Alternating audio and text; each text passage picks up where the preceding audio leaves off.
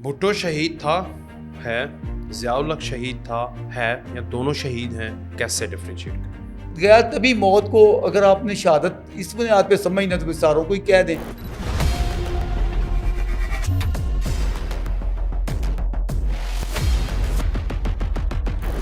मैं ज़िया-उल हक को भी जो उसकी खूबियाँ हैं वो भी मेरे सामने हैं, खामियाँ मेरे सामने हैं। इस तरह भुट्टो की खूबियाँ मैं ढूंढता रहता हूँ, मुझे तो मिलती कोई नहीं है। मैं दोस्तों को कहता हूँ यार मुझे बताया करो खूबियाँ, मैं भी जानूँ और मानूँ।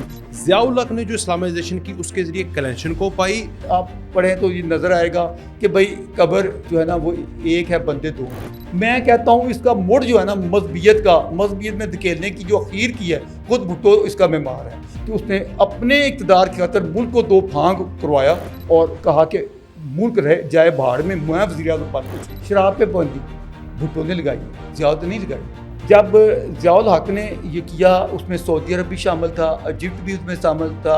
जमात इस्लामी का सबसे बड़ा प्रोपोगंडा ये होता था और जी सोवियत यूनियन जो है ना वो कब्ज़ा करना चाहती है बलूचिस्तान पे और गर्म पानियों पे जाना चाहती है। अब सच्चाई ये है कि ज़िया-उल हक ने भुट्टो के लगाए हुए ज़ख्मों को मंदबल ही नहीं किया, मरहम लगाया, ठीक किया। ज़िया-उल हक के आने पर इतनी देगें हलवों की पकी थी, इतनी पकी थी, दुकानों पे हलवे ख़त्म हो गए थे। अब 77 में क्या हुआ, किस तरह के इलेक्शन हुआ है, सारी दुनिया को मालूम है। 2/3 मेजॉरिटी उसका टारगेट था, उसने दोनों के ज़बरदस्ती करके उसने का जितवाया।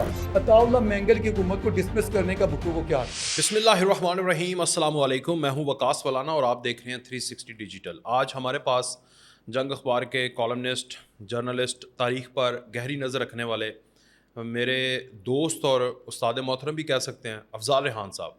कैसे हैं सर? अस्सलाम वालेकुम। ठीक हैं, खैरियत से? अफजाल साहब बेसिकली इन्होंने एक फोरम बनाया हुआ है, वो है लिबरल ह्यूमन फोरम। ऐसे ही है सर? लिबरल आपको पता ही है, आज़ादाना सोच का मालिक। लेकिन कुछ इनकी तहरीरें भी पढ़ी, इनसे बात भी की, तो ये ज़िया-उल हक के बड़े मदाह हैं, नाकिद नहीं है। भुट्टो के नाकिद हैं। भुट्टो बेसिकली लिबरल कंसिडर और ज़िया बेसिकली कंजर्वेटिव कंसिडर होता है। इसी तरह इमरान खान लिबरल कंसिडर होता है और उसके मुखालिफ जो सारी पूरी पौध है वो कंजर्वेटिव कंसिडर होती है। लेकिन ये हैं लिबरल फोरम को चला रहे, लेकिन जो लिबरल का नारा लगाकर पाकिस्तान में अरूज और जवाल की तरफ गया है, ये उनके नाकिद हैं।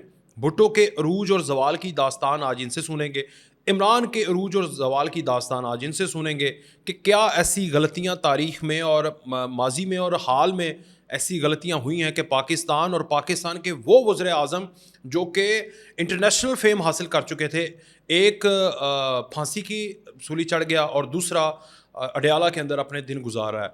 अफजाल साहब, क्या ख्याल है आपका ज़िया के बारे में? वो तो अल्लाह गरीक रहमत करे जो दुनिया से जा चुके हैं, मगर वो तो कंसिडर होते थे बड़े जल्लाद किस्म के, गुस्से वाले। उन्होंने इस्लाम लेकर आ गए यहाँ पर, और इस्लाम का वो चेहरा जो कि बंदूक का था, कल्चर आ गया, मार कुटाई वाला आ गया, लोगों को कोड़े मारना, एक पूरी नैरेटिव था उनके खिलाफ। आप उनके मदा क्यों हैं? और भुट्टो रूज सतारा आज भी लोग सिंध के अंदर उसकी पूजा करते हैं, लेकिन आप उनके नाकिद क्यों हैं? जी, आपका बड़ा दिलचस्प सवाल है। सबसे पहले तो मैं ये कहना चाहूँगा कि मैं वजाहत कर दूँ कि मैं ज़िया-उल हक का कोई ऐसा मुद्दा नहीं हूँ और ना ही मैं माशाअल्लाह उसके हमायत करने वालों में हूँ। मैं उनके जो इस्लामाइजेशन का सारा प्रोसेस है उसका भी शदीद मुखालिफ और नाक़िद हूँ। उनसे काफ़ी ये चीज़ें नेगेटिव जो हुई हैं मैं उनको बिल्कुल उनको ओन नहीं करता और बल्कि उसकी मुखालफत करता हूँ। लेकिन हमारे यहाँ एक जो कंसेप्ट बन गया है कि जब भी वो 5 जुलाई आती है तो यहाँ वो बैठ जाते हैं फूड़ी डाल के भुट्टो की शान में और ज़िया-उल हक की मजम्मत में। हमारे यहाँ एक लंबी सीरीज़ शुरू हो जाती है हर साल, तो मैं उसके ख़िलाफ़ लिखता हूँ। उसकी वजह यह है कि मौलाना साहब, हमारे यहाँ चीज़ों को जैसे वो हैं वैसे नहीं देखा जाता और वक्त के साथ मैंने देखा है कि हक़ाइक़ जो हैं वो मस्ख़ कर दिए जाते हैं।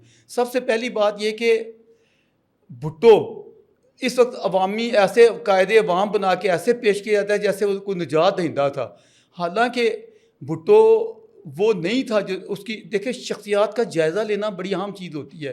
कई लोग बड़ा वो क्या कहना चाहिए कि हराम में भी शैतान छुपे होते हैं और कई वर्दी में भी जमहूरी लोग होते हैं। کئی سولین لباس میں بیٹھے عوام کے نعرے لگاتے ہوئے آمرانہ ذہنیت اتنی ہوتی ہے کہ ڈکٹیٹر کہ مجھے وہ ہٹلر کی ان سے بو آتی ہے. ان سے ہٹلر کے مائنڈ ہے نا, دیکھیں مائنڈ سیٹ ہوتا ہے. بظاہر آپ دیکھیں ہٹلر ڈیموکریٹک گنا جائے گا کیونکہ وہ جمہوری الیکشن جیت کے آیا تھا, لیکن مجھے بتایا کہ جمہوریت اس کے آس پاس بھی کبھی گزری ہو. وہ تو ایسا ڈکٹیٹر مجھے بتائیں ہسٹری میں اس سے بڑھ کے کیا ڈکٹیٹر کی کوئی ایگزامپل ہو سکتی ہے جو. تو اس لیے ظاہری الیوں کو نہیں دیکھتے کہ پروسیس طے کر کے آیا ہے. میں تو ذہنیتوں کو دیکھتا ہوں. بھٹو کی ذہنیت میں نے ہمیشہ بدترین ڈکٹیٹر دیکھا, اور وہی ذہنیت مجھے آج عمران خان میں بھی دکھتی ہے. میں میرا ان سے کوئی نہ بیر ہے نہ مخالفت ہے, نہ کسی کی محبت میں گرفتار ہوں. سوال یہ ہے کہ بھٹو, سب سے پہلے ہم اس پہ آ جاتے ہیں کہ بھٹو لیڈر کیسے بنا, یا وہ سیاست میں جب آیا تو اس کی اٹھان کیسے ہوئی. آپ کو معلوم ہوگا جنرل اسکندر مرزا, ان کی جو پوزیشن تھی, جو حیثیت تھی, اور جس طریقے سے ان کی کیبنٹ میں یہ شامل ہوا. اچھا, وہ جو اکتوبر کیا ڈیٹ تھی, یعنی 1958 میں جو اس نے جو رول ادا کیا, جو اسکندر مرزا نے کیا, وہ غالباً 7 اکتوبر کو اس طرح ہے, بات دیکھ لیں. اس کے بعد اس کو بھی ایوب خان ظاہر ہے کہ ایک طاقت جو اصل طاقتور ہوتا ہے, اب جینون طاقت تو اسی کے پاس تھی. وہ جو دوسرا بندہ رول ادا کرتا ہے وہ اخیر وہ چل تو نہیں پاتا. میں اس کی مثال دیتا ہوں, کیا بنگلہ دیش میں جو بھی آپ وہاں وہ جو بنایا گیا ہے, کیا اس کے لفظ بولا جاتا ہے, چیف ایگزیکٹو یا جی, اب اس کو جو بھی کہہ لیں طاقتور, وہاں وہ کس کے سارے, کیا وہ عوام سے جیت کے نہیں آیا؟ اس کو بنانے والے کون ہیں؟ اسٹیبلشمنٹ ہے. طاقتور, تو طاقتور جو ہے اخیر طاقت کا اپنا ایک مزاج ہوتا ہے, طاقت اپنا آپ منوا کے چھوڑتی ہے. اس میں کوئی, آپ کہہ رہے ہیں ایوب نے طاقت منوا لی, میں کہنا ایوب نے طاقت منوا لی, اور یہ اتنا جو ڈیموکریٹ تھا تو پھر چھوڑ دیتا. ایوب کا ماشاء اللہ تھا, کیوں تعاون کیا, اس حد تک گیا ہوا تھا. دیکھیں حمایت میں بھی ایک, میں ابھی بات ہو رہی تھی کہ آپ نے کسی کی ڈکٹیٹر ہے, حمایت کرنی ہے, آپ کا مائنڈ ملتا ہے یا آپ کی کوئی اس میں خوبیاں دکھتی ہیں, تو ایک وقار کے ساتھ بھی تو ہو سکتا ہے. ضروری تو نہیں کہ للی بن کے, ذلیل بن کے, گھٹیا ترین حرکت تک کہ حضور آپ کی جوتوں پہ تھوڑی سی گرد پڑ گئی ہے, اجازت دیں تو میں رومال کے ساتھ یہ صاف کر دوں. یعنی یہ چاپلوسی کا انداز نہیں ہونا چاہیے, کہ وقار ہونا چاہیے. آپ تعاون کریں جن چیزوں پہ آپ سمجھتے ہیں کہ یہ شخص بہتر جا رہا ہے, یا اس کی ملک کو ضرورت ہے, یہ قوم کے لیے یہ موضوع ہے. لیکن اتنا رگیدہ اس شخص کا کیا, مجھے بتائیں اس گرے ہونے کا اور کیا ثبوت ہے کہ یہ ایوب کو لٹرلی ڈیڈی کہتا تھا؟ سارے ثبوت موجود ہیں.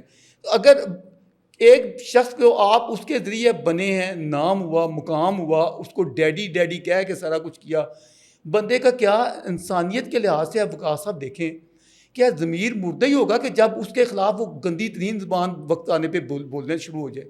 بندے کو گزرے ہوئے لمحات کی کچھ حیا, کچھ شرم ہوتی ہے کہ بھائی اس شخص کی وجہ سے مجھے مقام ملا ہے.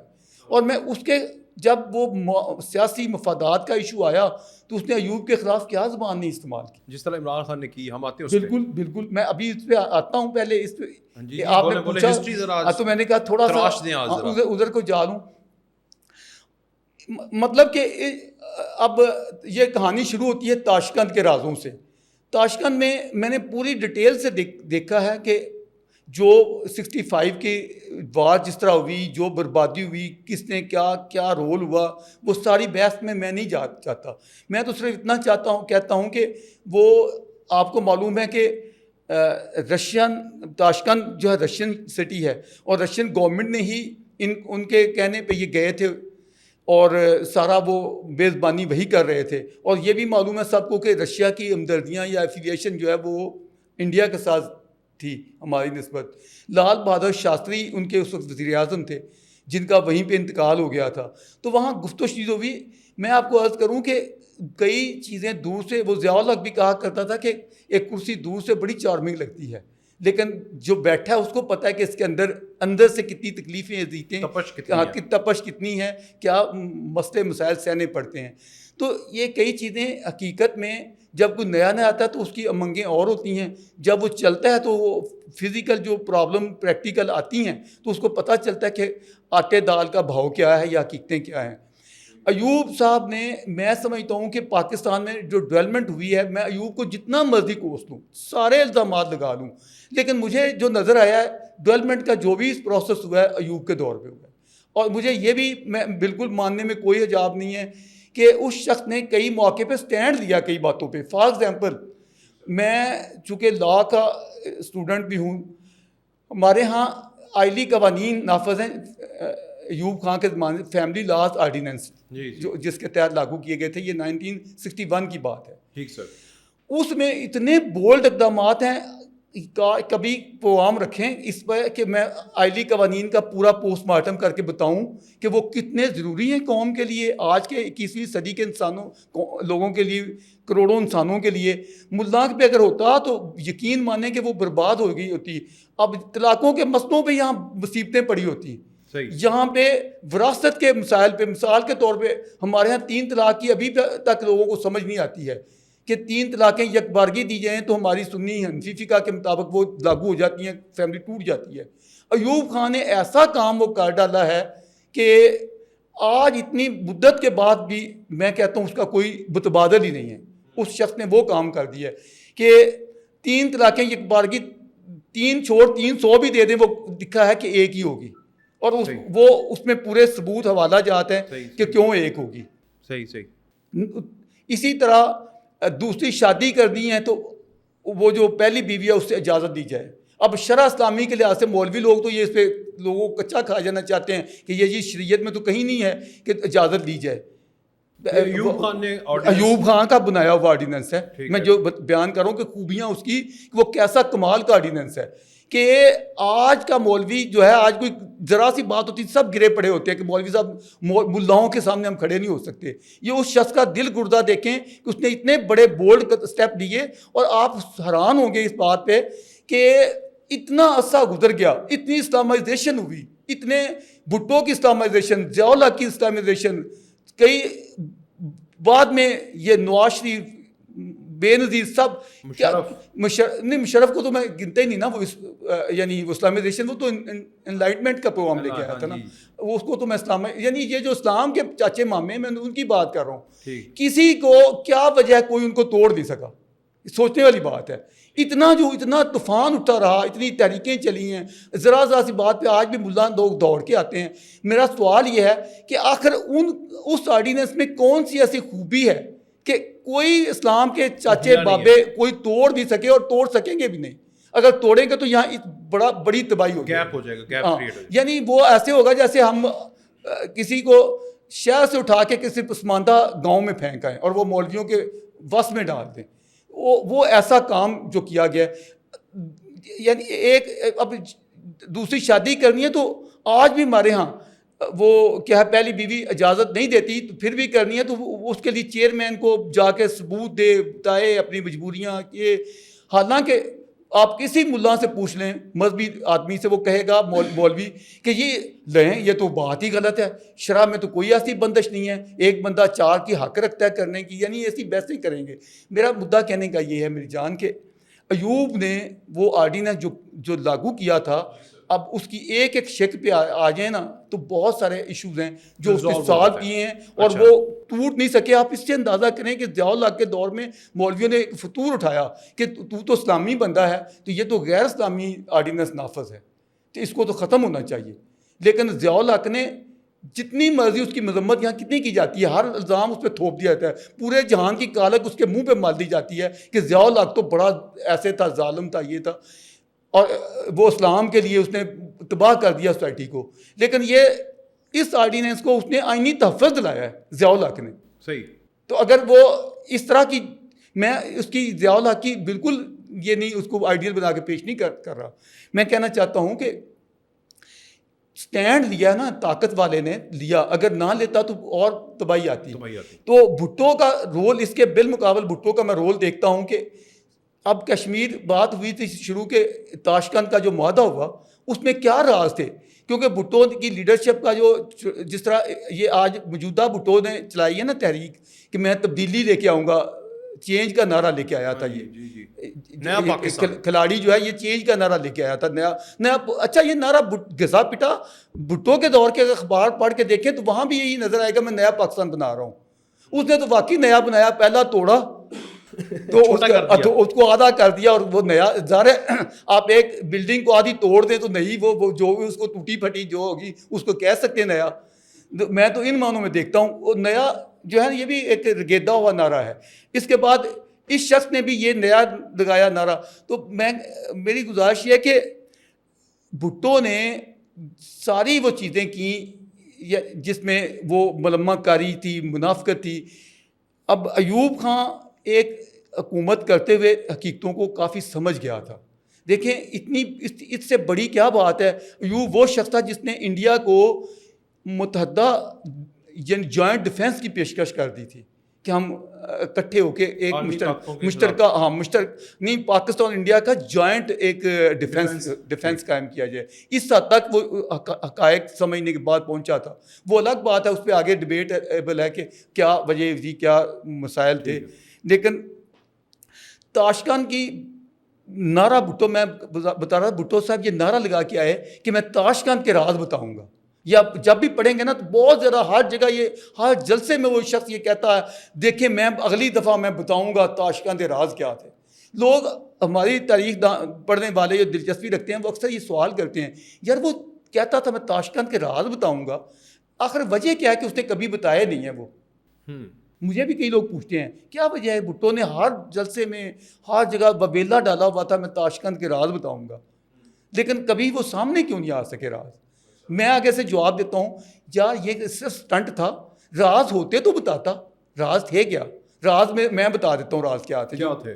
وہ راز یہ تھے جی کہ ایوب پریکٹیکلی یہ سمجھ گیا تھا کہ ہم نے انڈیا کے ساتھ جنگیں کر کے ہم ترقی نہیں کر سکتے. ان مذاکرات میں بنیادی فوکس چونکہ کشمیر کے نام پہ یہ جنگ شروع ہوئی تھی اور اس میں کہتا ہوں ایوب کو مروانے والے یہ بھٹو جیسے اس کے ایڈوائزر ہی تھے. وہ مشہور ہے نا کہ وہ مولا علی سے کسی نے کہا کہ اے امیر المومنین علی آپ سے پہلے حکومتیں اچھی تھیں، آج آپ کی حکومت اچھی نہیں ہے. کیا وجہ ہے اس کی؟ انہوں نے کہا اس کی وجہ یہ ہے کہ ان حکومتوں کے ایڈوائزر ہم لوگ تھے اور ہمارے مشیر تم لوگ ہو. تو یہ جو بھٹو کے مشیر میں اس کو بیل آؤٹ نہیں کر رہا ایوب کو، مطلب کہ ظاہر ہے وہ اس کی ذمہ داری تھی کہ جنگ کو نہ ہونے دیتا یا اس کے طرف نہ جاتا. لیکن اس کے کان بھرنے والے اس کے یہ سجے کبے سب سے بڑا گھناؤنا رول اب بلیو کریں جو میں نے اس چیز کو پڑھا ہے اس میں بھٹو صاحب کا تھا کہ انہوں نے اس اکسایا کہ یہ ایسے چھاتا بردار اتار دی جائے اگر کشمیر میں تو یہ کہ وہ بے خبر ہوں گے تو ہم قبضہ کر لیں گے، عوام ہماری حمایت میں وہاں سے اٹھ کھڑے ہوں گے. تو ایک یہ بات جب زیر بحث آئی کہ وہ کہیں جو بارڈر ہے باقی ایریا جیسے لاہور کا بارڈر ہے تو ادھر سے انڈیا نہیں کر دے گا حملہ، تب کیا کریں گے؟ تو انہوں نے کہا نہیں جی وہ یہاں تک ہی رہے گی، یعنی ازیوم کر لیا خود ہی وہ یہاں تک ہی رہے گی، لائن آف کنٹرول مطلب ادھر نہیں جائیں گے. میں کہتا ہوں کہ ایوب خان کو اچھی خاصی ٹھوکریں کھانے کے بعد تباہی بربادی کروانے کے بعد سمجھ آ چکی تھی کہ یہ چیزیں نہیں ہمارے موافق ہیں جنگ میں. صحیح. تو اس میں یہ چیز طے ہو گئی جس کو راز کہا جاتا ہے نوٹس میں یا لکھنے میں کہ انڈیا کا مطالبہ یہ تھا کہ کشمیر جو ہے یہ انٹرنیشنل ایشو نہیں ہے، یہ پاکستان اور انڈیا کے درمیان باہمی بائیلیٹرل ایشو ہے، ہمارا یہ تنازع باہمی ہے. تو اسی بات کو کہا گیا کہ ٹھیک ہے یہ اس کو باہمی طور پہ ہم حل کرنے کی کوشش کریں گے. اتنی بات کو لے کے اس نے سودا کر دیا، بیچ دیا، پتہ نہیں کیا گند ایسے نعرے جو میں آپ کے سامنے بول نہیں سکتا جو میں نے میرے نالج میں ہیں کہ یہ نعرے کس طریقے سے لگائے گئے اور کیا کچھ بک کی گئی. چلو ٹھیک ہے سب ہو گیا.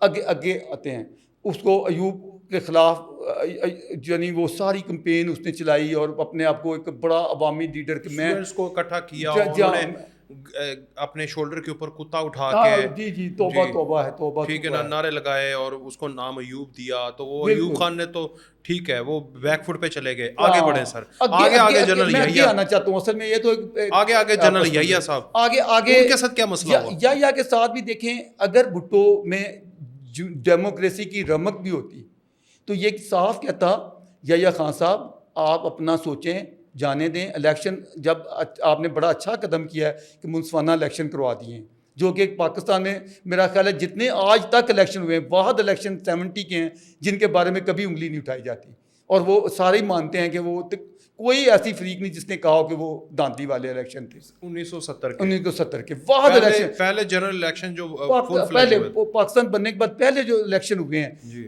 واحد الیکشن میری انفارمیشن کے مطابق ہیں تاریخ میں جو جن پہ انگلی نہیں اٹھائی گئی, جو جن کو لیکن اسی کے اوپر تو جن کو فری اینڈ فیئر کہا جاتا ہے, اس کے نتائج نہیں مانے گئے. الیکشن پہ نہیں اعتراض ہے, اعتراض اس بات پہ ہے کہ الیکشن کے جو نتائج آتے ہیں ان کو ماننا جانا چاہیے تھا, کیوں نہیں مانے گئے. اس میں اگر کہا جاتا ہے جی یحییٰ خان کی اپنی اس میں تھی کہ مجھے عہدہ دے دیا جائے صدارت کا, وہ یہ منوانا چاہتا تھا حکومت میں اس کو تب دوں گا, مجیب ماننے کو تیار نہیں تھا, بھٹو ماننے کو تیار تھا. میں ساری باتیں تنقید کر لیں آپ, ایوب کا حق تھا, مجیب الرحمان کا حق تھا اس بات پہ کہ اگر وہ کہتا کہ بھئی میں نہیں عہدہ دیا, میں تو الیکٹڈ ہوں, میں کیوں عہدہ دوں. بھٹو الیکٹڈ تھا ہی نہیں, یہ عہدہ کس بنیاد پہ دینے کا حق رکھتا تھا جی, اس کا مطلب ہے کہ بے ایمانی تھی. ایک بندے کی 81 سیٹیں ہیں 300 کے عوام میں, وہ کس بنیاد پہ کہتا ہے کہ میں تجھے صدر بھی دوں گا, بس مجھے حکومت دے دو سب کچھ. میں مان لیا کہ آرمی کے اس وقت کے جو بھی کمانڈر تھا اس کو چاہیے تھا, اگر اس نے بڑا اچھا کام کیا تھا, منصفانہ الیکشن کروا دیے تھے, ان کے نتائج کو مان کے اقتدار ان کے حوالے کر دیتا, اپنا قومی سلامتی کے جو تقاضے ہیں ان کو ضرور رکھ لیتا سامنے کہ بھئی ان قومی سلامتی کے پاکستان ویسٹ پاکستان ایسٹ پاکستان سے چلنے لگ جاتا. بالکل, میں کہتا ہوں کہ کوئی بستہ نہیں تھا, وہ 56% ان کی ایک میجارٹی ہے ان کے, تو ہمارے بھائی تھے. دیکھیں مسلم لیگ 1906 میں ڈھاکہ میں قائم ہوئی تھی, بنگالیوں کا بڑا رول ہے پارٹیشن جو بھی یہ پاکستان کے بنانے میں, وہ بڑے نہیں ان کو بھی چھوڑ دیں. حسین شہید سور وردی جیسا وہ ہیرا تھا, وہ اتنا بڑا آدمی تھا, کا داور تھا. دیکھیں پارٹیشن سے پہلے یا یہ 47 سے پہلے اتنا بڑا بنگال جس میں پورا ویسٹ بنگال شامل ہے, آپ تھوڑا نقشہ اگر دیکھیں نا, اتنا بڑا بنگال ہے. اس سارے کا وزیر اعظم کون تھا, اسے وزیر اعلیٰ نہیں بولا جاتا تھا, حسین شہید سور وردی تھا. ایسے لوگ تھے, انہوں نے ان کی جدوجہد تھی, اسٹرگل تھی, جس سے سارا. اب اگر ان کی میجارٹی آ گئی ہے تو یہ زیادتی ہے, بڑی زیادتی ہے.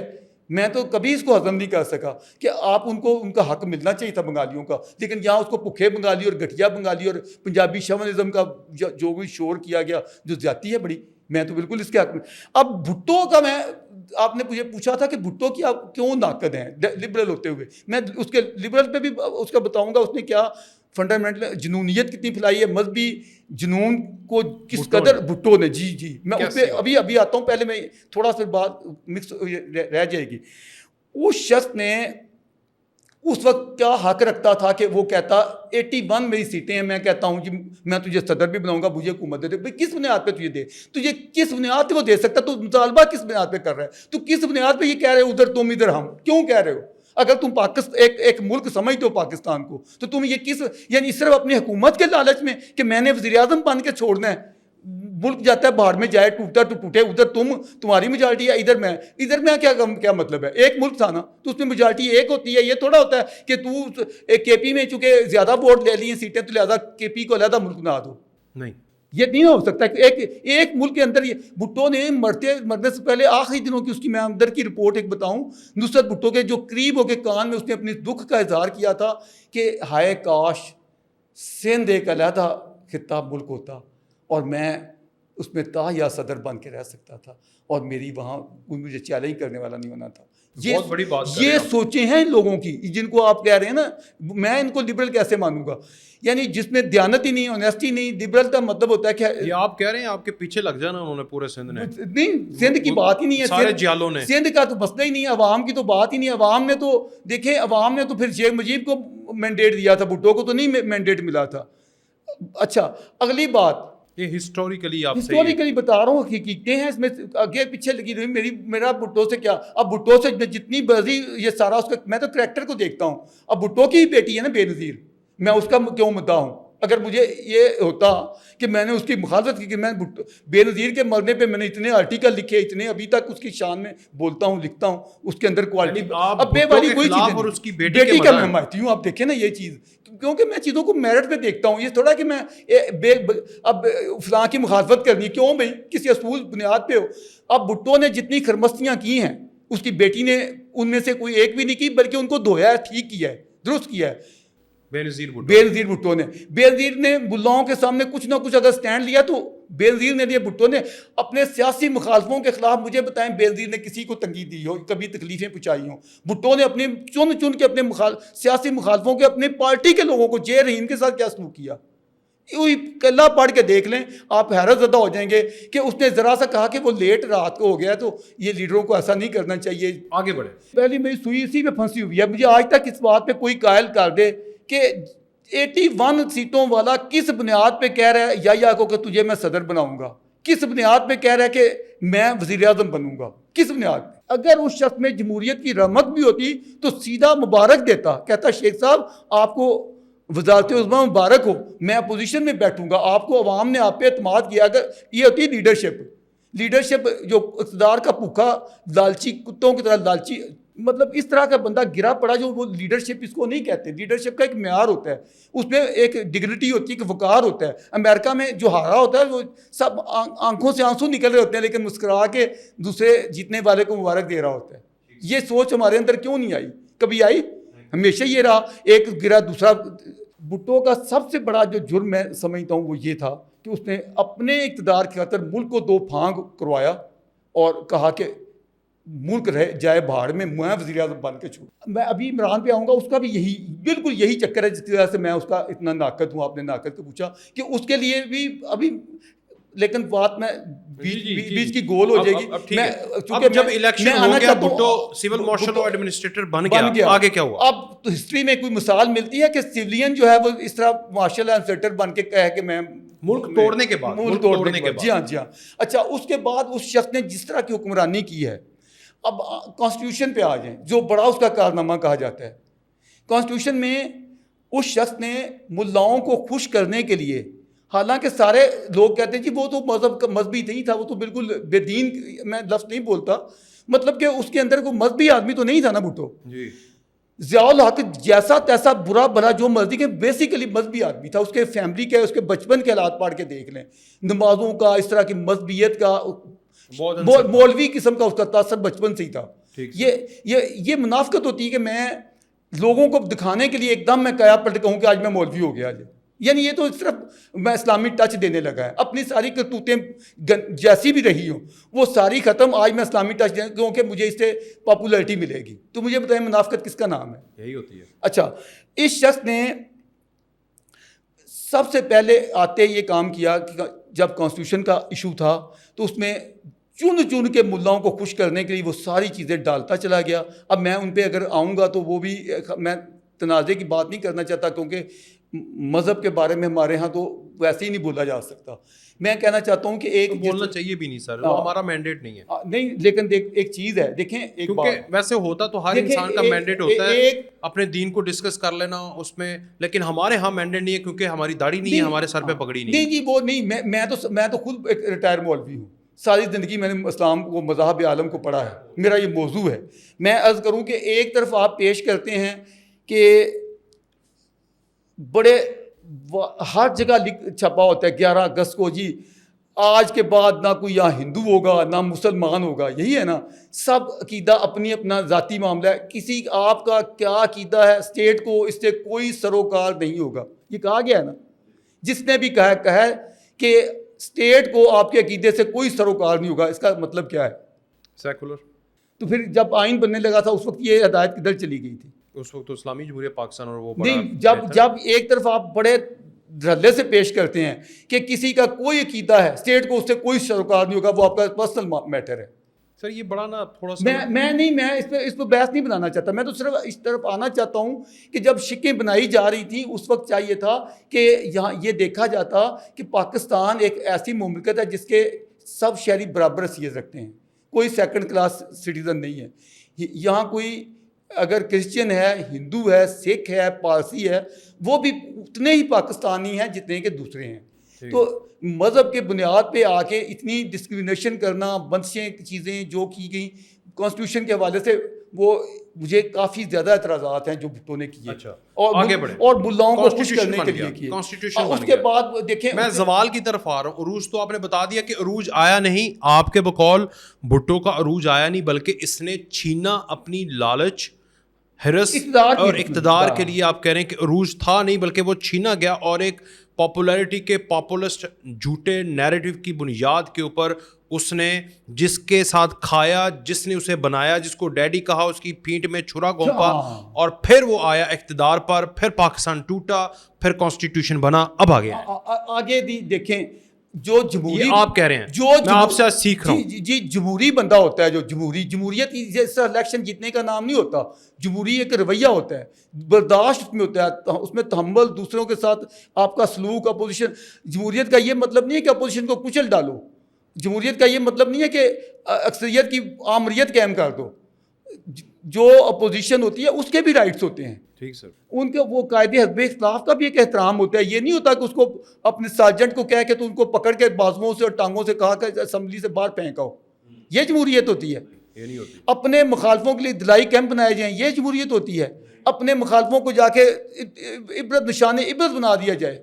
دیکھیں اب اس کے کیس پہ جو بھی کہا جا رہا ہے, آج جو مرضی وہ اٹھا کے لگے ہوئے ہیں تشریح, وقت کی بات ہوتی ہے.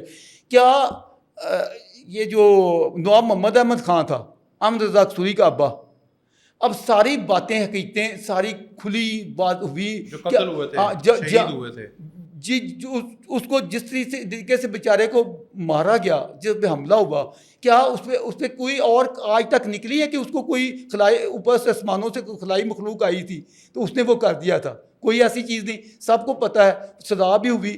وہ علیحدہ بات ہے کہ وہ ایویڈنس اس اسٹینڈرڈ کی آپ کہتے ہیں نہیں تھی. کئی باتیں آپ کے سامنے واقعتاً ہوئی ہوتی ہیں, اگر ایویڈنس اس لیول کی نہ ہو تو آپ اعتراض کرتے ہیں جی ایویڈنس میں کمی ہے. لیکن قتل ہوا, اس میں تو کوئی شک نہیں ہے. مرا, وہ کیوں مرا, اس پہ بھی ساری چیزیں ہیں. میں ایک ایک چیز کو پوری پڑھی ہے, ایک ایک چیز پہ گزرا ہوں کہ وہ سارا کیس کیا تھا. میں لب الباب یہ ہے کہ بھٹو صاحب کے جثے میں مخالفت برداشت کرنے کا مادہ ہی نہیں تھا. ٹھیک ہے. اور یہ ان کے زوال کا یہ ساری اسی کی وجہ سے ساری وہ کر رہا تھا. میں اس سے بھی آگے بتاؤں, آپ کو عرض کروں, آج بلوچستان کا بڑا رونا رویا جاتا ہے. بھٹو وہ شخص ہے جس نے بلوچستان میں وہاں کی منتخب, بھٹو دیکھیں کے پی میں تب یہ اس کو فرنٹیئر بولا جاتا تھا, سرحد, اور بلوچستان میں وہاں تو بھٹو کو نہیں جیت ہوئی تھی. بنگال میں جیسے نہیں ہوئی تھی, ادھر بھی نہیں ہوئی تھی. اس کو سندھ اور پنجاب میں ہوئی تھی. اب میں پوچھتا ہوں کہ اگر جیسا تیسا حالہ, یہ تو جیتا ہوا میں مانتا ہی نہیں, جیتا ہوا تو دوسرا تھا جس کو آپ نے جیل میں ڈال دیا. اچھا, اس شخص وہ جیت کے جنرلی جیت کے آئے ہوئے تھے کے پی والے, اور بلوچستان میں جو حکومتیں بنی تھی, سردار عطا اللہ خان مینگل کی حکومت تھی, اور ادھر مفتی محمود کی حکومت تھی, مولانا فضل الرحمان کے والد. ہاں جی ہاں. اب مجھے بتائیں ان کی حکومتوں کو بھٹو نے کس بنیاد پہ کیا حق پہنچتا تھا؟ الیکٹڈ گورنمنٹ دونوں کی, ایک ہی جب کی احتجاجاً انہوں نے بھی چھوڑ دی, ریزائن کر دیا. عطا اللہ مینگل کی حکومت کو ڈسمس کرنے کا بھٹو کو کیا حق تھا؟ ایک الیکٹڈ حکومت کو. صرف وہی نہیں کیا بلکہ اتنا ظلم کیا ان کے ساتھ, ابھی تک وہ زخم ان کے نہیں بھرے ہیں. ان کے اوپر جھوٹے مقدمے بنائے, ملک دشمنی اور غداری کے ان پہ کیسز بنائے گئے. حیدرآباد ٹریبیونل کیا تھا, اس میں ان کو جیلوں میں رکھا گیا. ولی خان کی خدمات دیکھیں جمہوریت کے لیے, اس کے باپ کی خدمات دیکھیں. یعنی ایسے درویش صرف لوگوں کو ان لوگوں نے کیا سلوک کیا, یعنی جو رکھا گیا کیس بنائے سارا چل رہا تھا, اتنا انتہائی نفرت امیز سلوک کیا گیا. اچھا, اپنی اپوزیشن کے ساتھ کیا سلوک کیا گیا, ساری چیزیں اپنی جگہ.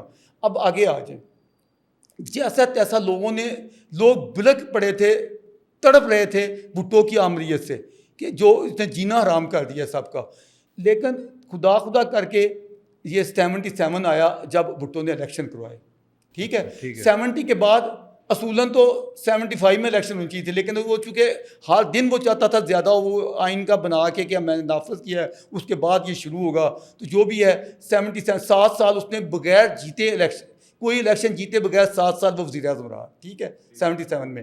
اب 77 میں کیا ہوا، کس طرح کے الیکشن کروائے، ساری دنیا کو معلوم ہے 2/3 میجارٹی اس کا ٹارگٹ تھا، اس نے تونے کے زبردستی کر کے اس نے کہا جتوایا۔ جان محمد عباسی جماعت اسلامی کا امیر تھا سندھ جماعت کا، اس نے کاغذ جمع کروانے گیا تو اس کو پکڑ کے غائب کر دیا گیا۔ جگہ جگہ بھٹو کے، جب بھٹو اپنے مخالف آنے والے کاغذ جمع کرانے والے کے ساتھ یہ سلوک کر رہا تھا تو ظاہر ہے کہ جو اس سے چیلے چمٹے تھے انہوں نے کیا کسر چھوڑنی تھی، جس کا بڑا بھائی ایسے جب بڑا باپ اس طرح کی کرتوتیں کر رہا ہو تو دوسروں کو شے ہی ملے گی، تو انہوں نے بھی اپنے مخالفین کے ساتھ یہی کچھ کیا۔ جتنی جو کچھ بھی ہوا آپ دیکھیں، میری نظر میں پاکستان کے اندر آج تک اتنی بڑی ایجیٹیشن نہیں چلی جو 77 میں چلی۔ پی این اے موومنٹ کہتے ہیں، پی این اے کی جہاں پاکستان قومی اتحاد۔ اچھا، اس میں اس کے دوران وہ کیا ہے کہ وہ مذاکراتی دور شروع ہو گیا، اس کے ساتھ بھٹو کے ساتھ وہ تھے کوثر نیازی تھے اور عبدالحفیظ پیرزادہ، یہ پینل یہ تھا۔ دوسرا پینل تھا مفتی محمود کی سربراہی میں نوابزاد نصر اللہ خان تھے اور پروفیسر عبدالغفور جماعت اسلامی کے، تو ان کے مہینوں مذاکرات چلتے رہے۔ آخر بھائی اگر تو مان گیا ہے یا چاہتا ہے کہ یہ ٹھیک ہے جو بھی غلط ہوا ہے ہم ان کا مطالبہ مان لیتے ہیں، اتنی بدترین حالات ملک کے ہو چکے ہیں اور آگ لگ رہی ہے، طوفان آیا ہوا ہے، اتنی بری ایجیٹیشن ہو رہی ہے، تو اس میں آپ نے بے بس ہو گئے تو مذاکرات شروع کیے نا۔ اب مذاکرات کو اتنا طول دینے کی کیا ضرورت تھی؟ بات تو سمپل تھی کہ بھئی وہ کہتے ہیں کہ تم نے دھاندلی کی، ہم نے الیکشن کو نہیں مانتے، دوبارہ الیکشن کو، اتنی بات ہے نا، اس پہ مہینوں مثلاً اس کو طول دینے کا کیا مدعا ہے؟ اچھا، پھر کیا ہے کہ امیج دینے کے لیے کہ میں بڑا ساؤنڈ ہوں اور مجھے کوئی پرواہ نہیں ہے، مختلف بیرونی ملکوں کے، مڈل ایسٹ کے ممالک کے دورے شروع کر دیے مذاکرات کے دوران ہوتے، یعنی تو یہ نہیں کہ میں اس کو ختم کروں۔ ہمارے یہاں ایک بہت بڑا طوفان اٹھایا جاتا ہے، وہ جی مذاکرات کامیاب ہو گئے تھے اور یہ جی بالکل وہ طے ہو گیا تھا، بس شب خون مارا یہ وہ جنرل صاحب نے اور وہ اپنے اقتدار کے لیے۔ میں کہتا ہوں میں نے کانوں سے سنے اتنے بندے نعرے اپوزیشن والے لگایا کرتے تھے، وہ تحریک چلانے والے، کہ زیادہ تیری غیرت کیوں نہیں جاگ رہی، لوگ مر رہے ہیں، تباہی ہوئی ہے، تو کیوں نہیں اقتدار کو سنبھال رہا؟ اور اس کے باوجود وہ دیکھیں مارچ کے الیکشن ہے، اس کے ساتھ ہی وہ کمپین شروع ہو گئی ہے، مارچ گزر گیا، اپریل گزر گیا، مئی گزر گیا، جون گزر گیا، یار دیکھو حد ہوتی ہے ڈرامے بازی کی۔ اور جی بات جی وہ ہو گئے تھے، کیا ہو گئے تھے؟ بات یہ ہے کہ دوسرا پہلو مجھے ایک لفظ یاد ہے، ایک دن یاد ہے، دوسرا پہلو یہ ہے کہ وہ اندر خانے یہ پلاننگ بن رہی تھی کہ ان کو پکڑا جائے، ان کے خلاف ایک متوازی تحریک چلا دی جائے، سارے پاکستان نیشنل الائنس ان کے لیڈروں کو اڑا دیا جائے، اس طرح کی بڑی اخیر بن رہی تھی۔ چلیں یہ متنازع باتوں کی طرف میں زیادہ نہیں جانا چاہتا، میں یہ صرف یہ کہنا چاہتا ہوں کہ آپ نے حالات ایسے بنا دیے کہ تمام بڑے شہروں کو آپ نے خود ماشاء اللہ لگوا دیا۔ کراچی میں ماشاء اللہ لگا کہ نہیں لگا؟ لاہور میں ماشاء اللہ لگا، پنڈی میں ماشاء اللہ لگا، ملتان میں ماشاء اللہ لگا۔ کس نے لگایا؟ بھٹو صاحب نے خود لگوایا۔ ایمرجنسی لگی تھی جی، نہیں ماشاء اللہ لگا تھا۔ اچھا ہاں، ان میں ایمرجنسی لگی تھی، آپ ذرا پلیز دیکھیے گا۔ ہاں یہ ان سٹیز میں باضابطہ ماشاء اللہ لگا کے ان کے فوجیوں کو سونپ دیے گئے تھے بھٹو نے خود، یہ قابو نہیں حالات ہو رہے تھے۔ فار ایگزامپل دیکھیں نا، ایک جگہ انہوں نے لائن مقرر کی کہ اس سے آگے گئے تو گولی مار دیں گے، لوگ اس سے آگے کہا گیا انہیں مارو گولی، بے بسی تھی۔ یعنی آپ دیکھیں، آپ ایسے ایک لکیر کھینچتے ہیں کہ اس سے آگے کو گیا تو خبردار ہم شوٹ کر دیں گے، اور سارا مجمع آگے چلا جائے تو کیا کریں گے؟ لوگوں کو مار دیں گے عوام کو۔ اور آپ کو یہ علم ہو کہ ضیاء الحق نے بھٹو کی اتنی فیور کی تھی، وہ اعداد و شمار پڑھیے گا کتنے لوگ باقی مرے مارشاء اللہ سے پہلے، مارشاء اللہ لگانے سے پہلے بھٹو کے دفاع میں اس کو تحفظ دینے کے لیے کتنے لوگ مارے گئے، مرے لوگ جلوسوں میں ان کو کہ بھٹو کے خلاف ایجیٹیشن نہ ہو۔ مارشاء اللہ کیوں لگایا اس نے؟ کیا ایسی یعنی اس سے سویلین سے سنبھالا نہیں جا رہا تھا ملک، ٹھیک ہے، ہر جگہ بھٹو بے بس ہو چکا تھا، بھٹو کا ایجیٹیشن ہو گئی اور شروع کر دیا، زوال آ گیا اور جیسے آیا وہ ایک ساری بحثیں ہیں، پروفیسر غفور کی کتاب بھی موجود ہے، آن لائن کٹ گئی، کوثر نیازی کی کتاب بھی موجود ہے، بھٹو کے اپنے بندوں کی چیزیں موجود ہیں. میں عرض یہ کر رہا ہوں کہ جس طریقے سے وہ آیا وہ بھی دیکھیں اور جس طریقے سے وہ تباہی پھیر کے گیا وہ بھی دیکھیں. چلے ٹھیک ہے، آگے اب آ گیا ضیاء کا دور. اب ضیاء الحق نے آ کے میں سمجھتا ہوں ضیاء الحق کے 2-3 چیزیں، میں ان کی اسلامائزیشن کو میں بھی مذمت میں اب سے پیچھے نہیں ہوں، لیکن میری بات سنیں، کسی کی صرف مذمت آنکھیں بند کر کے نہیں کی جا سکتی، کچھ پہلو دیکھنے پڑتے ہیں. سب سے پہلی بات میں اس کو کریڈٹ جو دیتا ہوں وہ یہ ہے کہ اس شخص نے آنے کے بعد سب سے پہلا جو کام کیا، جو ملک تار تار پھینک، اس حد تک آگ لگی ہوئی تھی، تباہی ہوئی تھی، بربادی ہو رہی تھی، جلوس نکل رہے تھے، توڑ پھوڑ، کوئی چیز سلامت نہیں تھی، کوئی گھر سے نکلتا تھا واپس آنا نہیں، کوئی ایسی حالات میں اس نے اس کو اسٹیبلٹی دی، اس نے ایک سکون ہو گیا. ایسے مجھے یاد ہے میرے والد صاحب کہتے تھے کہ وہ دور تھا جب ہم سائیکل کو تالا نہیں لگاتے تھے، تب سائیکل آپ کے لیے مرسڈیز ہوتی تھی. نہیں، ضیاء الحق نے آ کے واقعی ایسا، اور آپ نماز پڑھنے جاتے تھے جیسے ابھی سعودی عربیہ میں ہو رہا ہے، جیسے بحرین میں ہو رہا ہے، جیسے قطر میں ہو رہا ہے کہ آپ اپنی چیز گھر کھلا چھوڑ کے جا کے نماز پڑھتے ہیں، آپ اپنی جو ریڑھی ہے اس پہ پھل رکھتے ہیں اور وہ ویسے ہی پڑا رہتا ہے، اس کو مکھی کے علاوہ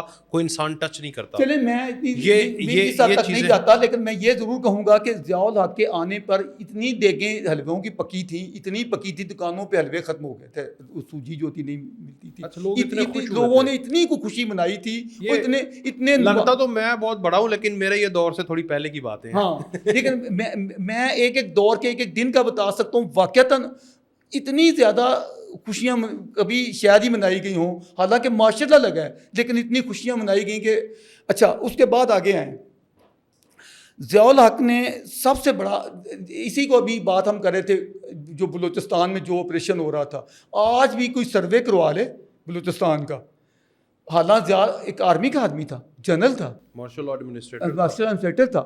آج بھی بلوچستان میں سروے کروا لیں کہ لوگ بھٹو کے بارے میں کیا کہتے ہیں اور ضیاء الحق کے بارے میں کیا. بلوچستان میں چیلنج کرتا ہوں آپ کے ذریعے کہ کوئی غیر جانبدار صحافی اس پہ جا کے بلوچستان میں سروے کروائیں کہ اس میں بھٹو کے متعلق کیا کہا جاتا ہے اور ضیاء الحق کے بارے میں کیا کہا جاتا ہے.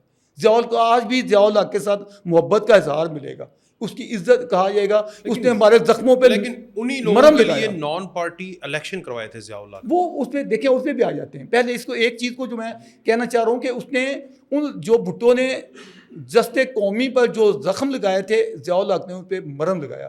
میں بالکل ضیاء الحق کی فیور نہیں کر رہا، میں نہ کسی فوجی کی فیور کر رہا ہوں، نہ کسی جرنیل کی کر رہا ہوں، نہ میں کوئی وردیوں کا حمایتی ہوں، لیکن میں آپ کو سچائی جو ہے نا، میں کیا کروں، سچائی جو ہے میں ماننے بغیر نہیں رہ سکتا. سچائی یہ ہے کہ ضیاء الحق نے بھٹو کے لگائے ہوئے زخموں کو منتبل ہی نہیں کیا، مرہم لگایا، ٹھیک کیا، اور ضیاء الحق نے، یہ اس کا کریڈٹ ہے. ایک بات.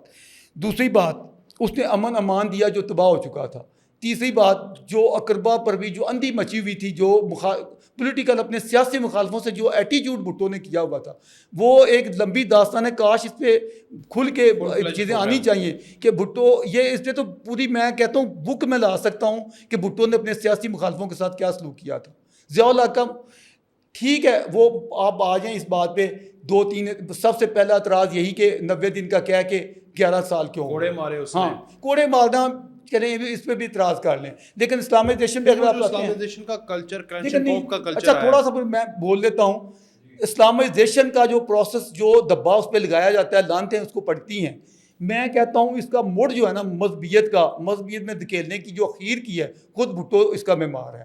اس نے اپنی سستی شہرت اور پاپولیرٹی کے لیے سارے وہ قدم کیے. مثال کے طور پہ شراب پہ پابندی بھٹو نے لگائی ہے، زیادہ نہیں لگائی. مثال کے طور پہ اچھا قدم تھا.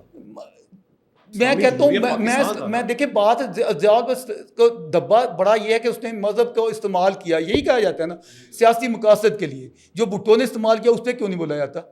صحیح. اس نے سارے کام وہ کیے جس میں وہ شعبدہ بازی. دیکھیں میں آپ کو بتا دیتا ہوں، میں اپنی دانست میں جو ہم نے گریب کیا، بھٹو نے مذہب کو استعمال کیا پاپولیرٹی کے لیے. جو پاپولس نیریٹو، جیسے عمران خان نے بھی اسلامی ٹچ والی بات ہے نا، یہ مشہور ہو گئی. جو ضیاء نے کیا اس نے مذہبی منافرت اور ایکسٹریمسٹ کی طرف لے گیا. وہ اس نے کہا شراب پہ پابندی ہے, اس نے کہا قادیانی مسلمان نہیں ہے, جس کو اوور آل جو بھی دل میں کلمہ رکھنے والا ہے وہ ایکسیپٹ کرتا ہے, قرآن میں حکم ہے.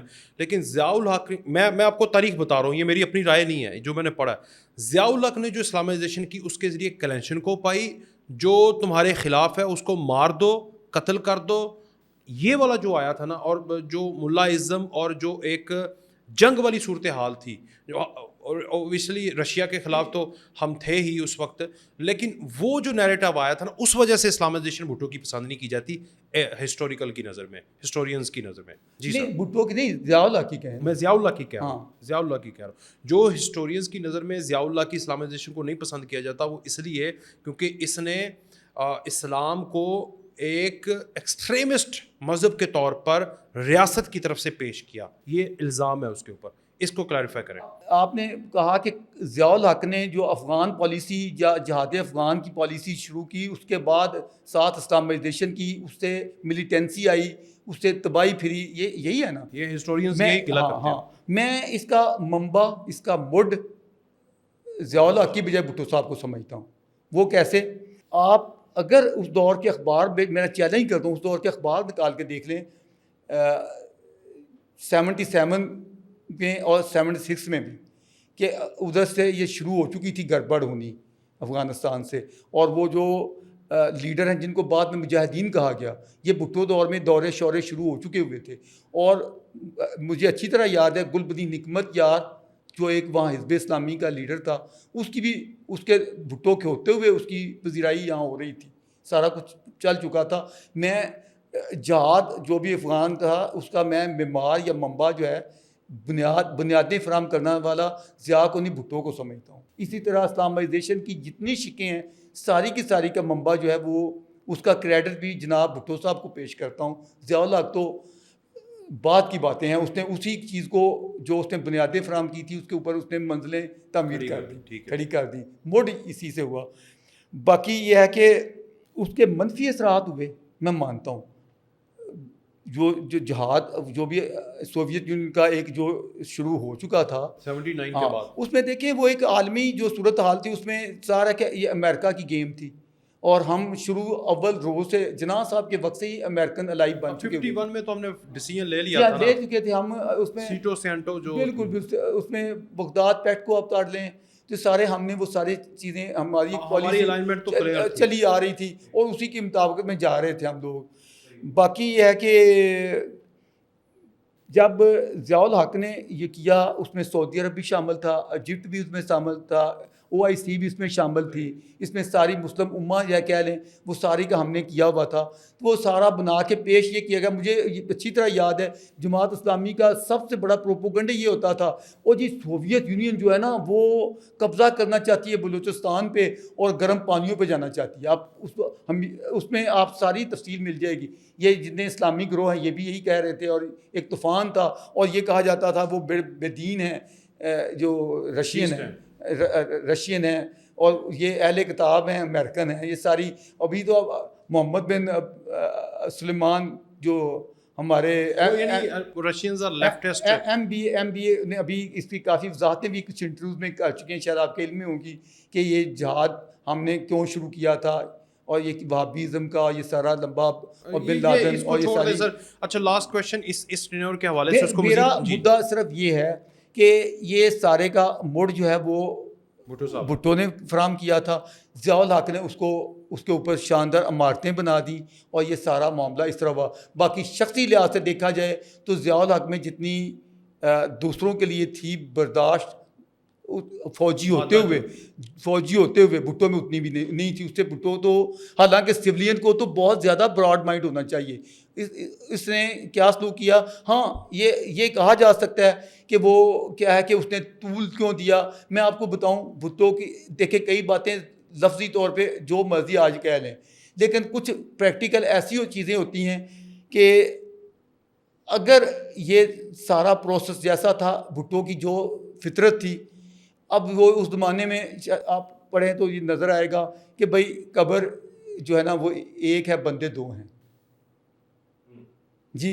یہ دونوں جو ہے نا اس میں سے ایک نے جانا ہی جانا ہے. اگر وہ نہیں کرے گا تو بھٹو آئے گا. تو وہ یہ ساری جو صورت حال تھی اس میں یہ نظر آ رہا تھا کہ اگر یہ صورت حال جو ہی گیم پلٹا کھائے گی تو یہ پرسنل وہ گریج وہ سارا جو تھا اس میں دوسرے کی گردن ماری جائے گی. اچھا مجھے یہ بتائیں، سندھ میں پیپلز پارٹی کے جالوں کے لیے اور لبرلز کے لیے اور جو اس کو مانتے ہیں بھٹو کو عظیم لیڈر، اور وہ تھا بھی، یہ کیسے تھا؟ چلے جو مانتے ہیں میں ان کے حساب سے کہہ رہا ہوں نا، میں اپنا میرے ساتھ تو نہیں، بے نظیر لیڈر تھی، اس کو عظیم کہیں یہ لوگ، کیونکہ بے نظیر نے اپنے مخالفوں کے ساتھ کوئی ایسا سلوک نہیں کیا. اس نے قومی مفاد میں سوال تو سن لیں سر.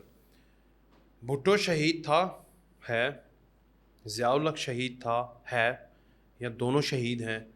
کیسے ڈفرینشیٹ کریں؟ دیکھیں پہلی بات تو ان کی نظر میں وہ شہید نہیں، ان کی پہلی نظر میں وہ بات یہ کہ ہم نے شہادتوں کو بھی مذاق ہی بنا دیا ہے. مطلب شہادت کا جو مذہبی کنسیپٹ ہے وہ تو ایسا ہے ہی نہیں جس طرح کہ ہم نے بنا دیا ہے. دیکھیں یہ مفادات کی گیمیں ہیں، سارے اپنے اپنے مفادات ہی چل رہے تھے. اب بھٹو کون سے کس سچائی کے لیے اٹھا تھا؟ مثال کے طور پہ الیکشن میں دھاندلی کرنا، یہ کون سی ایسی جہادی یا کون سا ایسا مشن تھا نیکی کا جس کی پاداش میں سب کچھ ہوا نا؟ بندے کو قتل کروا دینا کون سا ایسا مشن تھا جس پہ کہا جائے شہادت دی جائے؟ اس طرح تو پھر یہ جو جتنے ڈکیت مارے جاتے ہیں کل کو ان کے والی وارث گھر والے فیملی والے دکھی ہوتے ہیں تو وہ کہیں گے جی ہمارا شہید ہو گیا کیونکہ وہ ان نیچرل یا غیر طبی موت مرا ہے. تو غیر طبی موت کو اگر آپ نے شہادت اس بنیاد پہ سمجھنا تو ساروں کو ہی کہہ دیں شہید ہیں. میں تو وہ کوئی مشن ایسا نہیں دیکھتا ہوں، لہٰذا ہمیں اس طرح کی چیزیں. بھٹو صاحب دیکھیں ضیاء الحق کا ایک یہ بھی مسئلہ ہے کہ وہ تھا ہی بائی نیچر یا بائی بچپن سے یا اس کی فطرتاً ہی اس کے اندر وہ مذہبیت تھی. میں نہیں سمجھتا کہ اس نے کچھ سیاسی ہوں گے، سیاسی مقاصد بھی بعد میں شامل ہو گئے ہوں گے، لیکن وہ ایک مولوی ٹائپ آدمی تھا اور اس کو مذہب کو سمجھتا تھا کہ ہماری نجات جو ہے مذہب کے ذریعے ہے. وہ ایک دیکھیں ایک بندہ واقعی انٹلیکچولی یہ سمجھتا ہو اور ایک بندہ میں یقین نہیں رکھتا لیکن میں اپنی لوگوں کو دھوکہ دینے کے لیے مذہب کا استعمال کرتا ہوں، نمازوں کا، چیزوں کا تذکرے، تو یہ زیادہ بڑی منافقت نہیں ہوتی. ٹھیک ہے، میں مانتا ہوں منافقت دونوں جگہ فاض ہے، آپ سمجھے دونوں کی منافقت تقابلی جائزہ لینا ہے. کم از کم ایک بندہ بلیو رکھتا ہے وہ کرتا ہے کام، ایک بندہ بلیو بھی نہیں رکھتا ہے، وہ کوئی مذہب کا کوئی اس کی زندگی میں رمق نہیں ہے، اس کی سارے کرتوت ایک ایک کو چھانتے جائیں بچپن سے لے کے شروع ہو جائیں اس کے سارے چھاننے، کہیں آپ کو نظر نہیں آئے گا، کوئی ایک رمق دکھائی نہیں کچھ دے گی. لیکن جب اس کو مفادات ہوتے ہیں تو فوراً پینترے بدل کے وہ ایسے شو کرتا ہے، دکھاتا ہے کہ میں بڑا دینی بندہ ہوں، بڑا مذہبی ہوں، تو یہ منافقت ہوتی ہے. پھر ضیاء الحق اچھا شہید، تو لہٰذا میں کسی کو میں کون ہوتا ہوں، میں یہ کہنا چاہتا ہوں کہ ایک مشن جو ہوتا ہے نا وہ تو کوئی نہیں، اس نے بھی اپنے اقتدار کو طول دینے کے لیے 11 میں تو مانتا ہوں کہ اس کی وجوہ جو بھی تھی، لیکن بہرحال ایک بندہ آیتیں پڑھ کے 90 دن کا کہہ کے آئے تو 11 سال تک طول دے دے، یہ بات اس کو جسٹیفائی تو نہیں کیا جا سکتا. اچھا اب اس لیے میں چاہتا ہوں کہ جو چیزیں ٹھیک ہیں وہ ٹھیک ہیں، جو غلط ہیں وہ غلط ہیں. ہمیں مجھے کیا مطلب میں نہیں چاہوں گا یہ بات کہ کسی کو میں نہ تو ہمارے ہاں یہ بڑی بدقسمتی ہے کہ ہم یا تو کسی کو ایسا بنا دیتے ہیں جیسے فرشتہ ہے یا کسی کو بنا دیتے ہیں کہ وہ شیطان ہے. میں کہتا ہوں انسانوں کو انسانوں کے لحاظ سے دیکھا جائے. میں ضیاء الحق کو بھی جو اس کی خوبیاں وہ بھی میرے سامنے ہیں، خامیاں میرے سامنے ہیں. اس طرح بھٹو کی خوبیاں میں ڈھونڈتا رہتا ہوں، مجھے تو ملتی کوئی نہیں ہے. میں دوستوں کو کہتا ہوں یار مجھے بتایا کرو خوبیاں، میں بھی جانوں اور مانوں، کیونکہ جو وہ بتاتے ہیں میں ان پہ میں بالکل مطمئن نہیں ہوتا، اور ساری منافقت کو میں کسی طرح بھی خوبیاں نہیں مانتا ہوں.